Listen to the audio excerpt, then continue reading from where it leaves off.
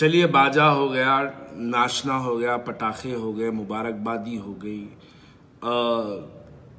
आतिशबाजी हो गई, पटाखे, सब कुछ हो गया, उसके लिए मुबारक। और मैंने थोड़ी देर पहले भी बैरिस्टर असदुद्दीन अवैसी साहब को सीमांचल की 5 सीटें जीतने पर मुबारकबादी दी है एक पोस्ट के जरिए। तो ये मुबारकबादी आप हमारी कबूल करिए। यकीनन आप कबूल नहीं करेंगे, गालियां देंगे, लेकिन कबूल करिएगा।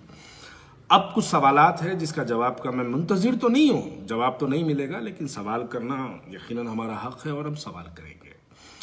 सबसे पहला सवाल यह है कि 5 सीटें जहां पर मजलिस इत्तेहादुल मुस्लिमीन ने सीमांचल में कामयाबी हासिल की है, क्या किसी योगी और क्या मोदी के बेटे को हरा के थोड़ा ही जीते हैं?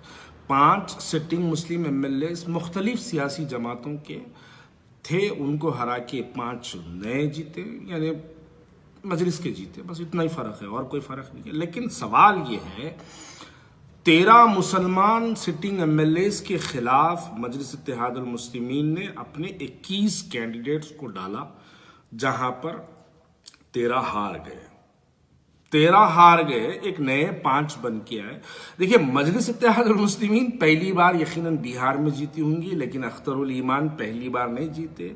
और हमारे यानी क्या कहूँ, 3 ऐसे MLAs हैं जो मजलिस इत्तेहादुल मुस्लिमीन से, जिनको RJD टिकट नहीं दी, तो वो आके मजलिस का टिकट लेके MLA बन गए। बस इतना ही फर्क है और कोई फर्क नहीं है। मजलिस इत्तेहादुल मुस्लिमीन की कोई ऐसी बड़ी शानदार कामयाबी, चलिए मुबारक उसके लिए, लेकिन मैं नहीं समझता कि उतनी बड़ी कामयाबी है, क्योंकि 5 में तो 3 तो जो है ऑलरेडी MLA थे, दूसरी पार्टियों से टिकट नहीं मिला तो आके मजलिस से ले लेंगे, लड़ लिए, जीत गए, वो एक अलग शक्ल है, उसके लिए मुबारकबाद है। लेकिन बड़ी अफसोस की बात यह है कि आज यहाँ पर नाच गाना बजाना सब कुछ किया जा रहा है, लेकिन वहाँ पर जो है हमारी क़यादत इतनी कमज़ोर हो गई। क़यादत हमारी, यानी मुसलमान जो वहाँ पर MLA बने हुए थे, वो MLAs हार गए और हमारे शहर हैदराबाद के अंदर नाचा जा रहा है। 13 मुसलमान हार गए, उसके ऊपर जश्न हैदराबाद में मनाया जा रहा है। तो मुझे बड़ा अफसोस होता है कि ये जश्न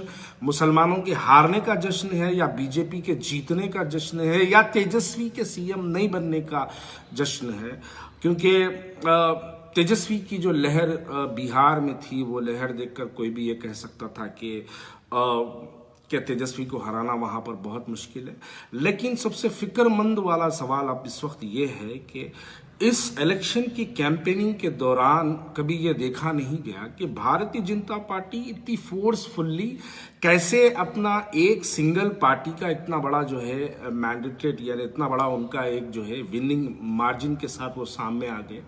अब मैं बोलूं तो फिर बुरा मान जाएंगे लोग, लेकिन मैं बोलता हूं कि बुरा माने में कोई परवाह नहीं है, गालियां दे उसकी परवाह नहीं है, फोन पे कोई कुछ कह दे उसकी परवाह नहीं है, लेकिन बोलना यकीनन जरूरी है, इसलिए बोला जाएगा। अब मैं सवाल ये कहता हूं कि देखिए, BJP की जिस तरीके से कैंपेनिंग बिहार में चलाई गई है, 4 करोड़ मोबाइल तक निर्मल और आदिलाबाद की वो 15 मिनट वाली तकरीर और वो 15 करोड़ वाली तकरीर व्हाट्सएपों के जरिए हमारे हिंदू भाइयों तक BJP पहुंचाने में कामयाब रही। उस वजह से लॉकडाउन को भूला गया, पुलिस के जुल्म को भूला गया, 1500 किलोमीटर पैदल चलकर जो लोग बिहारी भाई हमारे वहां तक आए वो सब भुला दिया गया। लेकिन ये जो नफरत अंगेज सियासत जो वहां पर चली गई है, उसको एक और जमीनी सतह पर उसका काम जिस तरीके से हुआ है, वो देखने के बाद ये समझ में आता है कि अब बिहार में NRC और CAA को रोकना ये नामुमकिनात में से है।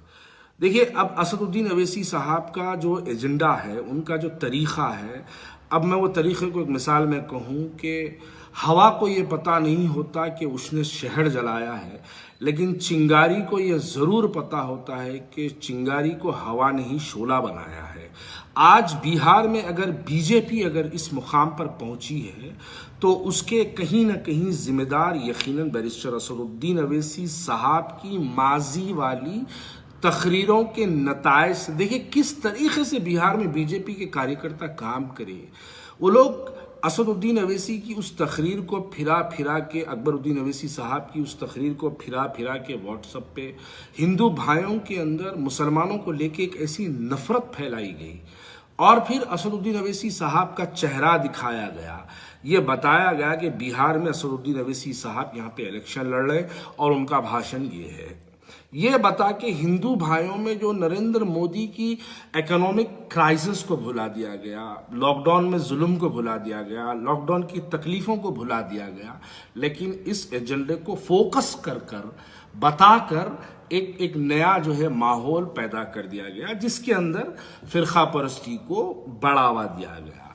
और मुसलमानों के वोटों को तो हाल ये हो गया है बिहार में इस वक्त, अगर मैं कहूं कि हम मुसलमान कभी आरजेडी के नाम पे लड़ते रहे, कांग्रेस के साथ जाते रहे, कुछ मेरे मुसलमान भाई एमआईएम के साथ जाते रहे, हम मुसलमान आपस में लड़कर डिवाइड होते रहे और दूसरे मेरे हिंदू भाई एक तरफ होके भारतीय जनता पार्टी को, बीजेपी को एक बड़ा पोजीशन दे दिए। अब इसके जिम्मेदार यकीनन मैं भी मानता हूं, इसके जिम्मेदार कहीं हम भी है, इसके जिम्मेदार कहीं आप भी है, लेकिन नफरती सियासतें जिस तरीके से घूमकर भारतीय जनता पार्टी को बढ़ावा दी है बिहार के अंदर, मैं समझता हूं कि ये बहुत बड़ा नुकसान है। इसी तरीके से उत्तर प्रदेश में भी काम किया गया था, उसी तरीके से आज बिहार में भी काम किया गया। देखिए, असदुद्दीन अवैसी साहब तो उत्तर प्रदेश में इलेक्शन लड़े, उसके बाद उत्तर प्रदेश में सीए एनआरसी पर जब 21 बच्चों के सरों और सीनों पर एनआरसी के एहतजाज पर जब गोलियां मारी गई, उनमें किसी के मकानात पर असदुद्दीन अवैसी साहब ने गया। मैं शुरू से यही बात कहता हूं कि ये लड़ाई इस वक्त 2-4 एमएलए जिताने की लड़ाई नहीं है। मैं तो एक अपनी माजी वाली तकरीर में भी बोला था कि अगर मान लो कि मजलिस इत्तेहादुल मुस्लिमीन अगर 10 एमएलए भी जीत जाती है तो कोई फर्क नहीं पड़ता। यहां पर हमको 1-2-4 एमएलए जिताने वाला मसला नहीं था। यहां दरअसल मसला ये था कि हमको बिहार के अंदर कैसी जहनियत रखने वाला चीफ मिनिस्टर बैठे, हमारी लड़ाई उस बात को लेके थी। कोशिशें करना ये हमारे हाथ में था, हमने कोशिशें की है, लेकिन मायूसी तो नहीं कहूंगा, लेकिन चलिए अल्लाह को जो मंजूर था वही हुआ। वहां पर बीजेपी की सरकार अपनी हुकूमत बनाती हुई नजर आ रही है, तो अब मैं कुछ नहीं कहूंगा, लेकिन बस मैं अल्लाह से दुआ करूंगा कि वहां पर अल्लाह ताला मुसलमानों पर रहम वाला मामला अता करे और जो मुंतखब कायदीन है वो ईमानदारी से। देखिए, अब यहाँ पर 7 एमएलए होकर, हैदराबाद में 7 एमएलए यहाँ पर होकर मस्जिद शहीद पर आवाज नहीं उठाती तो वो बिहार बहुत दूर है। और वहां पर जो जीते हैं बेचारे, वो भाई तो बेचारे सिटिंग एमएलए थे, जो आरजेडी से जीते, कोई कांग्रेस से जीते। जैसा कि अख्तरुल ईमान साहब की बात कहता हूं तो पहली बार एमएलए नहीं बने, वो तो एक दौर में आरजेडी के भी एमएलए थे। हमारे जोगीहाट के जो शाहनवाज भाई जो जीते हैं, वो शाहनवाज भाई पहली बार नहीं जीते, वो तो सिटिंग एमएलए थे। तो बहरहाल मुख्तसर सी बात यह है कि मजलिस इत्तेहादुल मुस्लिमीन पहली बार बिहार में जीती है और अगर ये भाई जो जीते हैं हमारे एमएलए, वो दूसरी बार जीते होंगे, शायद तीसरी बार जीते होंगे। लेकिन अफसोस की बात यहाँ पर तीसरी और सबसे आखिरी और अहम बात यह है, किशनगंज जहां पर मजलिस इत्तेहादुल मुस्लिमीन बाई इलेक्शन में वहां पर अपना एमएलए कमरुल हुदा साहब वहां से एमएलए जीते थे, तो आज वो एक ऐसी लड़ाई वाली हो गई कि सिटिंग एमएलए 6800 पे अपना सांस और अपनी दम तोड़ देता है। वहां पर उसको हराने के लिए बीजेपी के जो स्वीटी सिंह बल्कि जो बीजेपी के जो कैंडिडेट है, उसको हराने के लिए हमारा मुस्लिम कांग्रेस का भाई लड़ रहा है वहां पर। तो जो आपके सिटिंग एमएलए थे वो तो 6800 पे बेचारे जो है अपनी सांस अपना दम तोड़ दिए और वहां पर उनको हराने के लिए कांग्रेस वहां पर जो है कोशिश कर रही है और इंशाल्लाह कांग्रेस जीतेगी भी, जीत चुकी है। लेकिन उसके बाद बीजेपी थोड़ा सा जो है रिकाउंटिंग का डिमांड कर रही है। खैर, वो उनका अपना मंसूबा है, लेकिन इंशाल्लाह ताला वहां से भी कांग्रेस का मुसलमान ही जीतेगा। लेकिन मेरा कहने का मतलब यह है कि आप 13 सिटिंग मुस्लिम एमएलए को हरा के 5 को जिताते हैं और शहर हैदराबाद में जश्न का माहौल मनाया जाता है, तो अफसोस की बात है कि बिहार के अंदर मुस्लिम कायदीन ख़त्म होते जा रहे हैं और हम बेगरत कौम की तरह हैदराबाद में जश्न, पटाखे, बाजे, नाचना, गाना, पैसे वारना। अरे भाई, इतनी बेहिसी की ज़िंदगी में मत जियो, क्योंकि ये बेहिसी हमारी जो है हमारी कौम को ख़त्म कर देगी।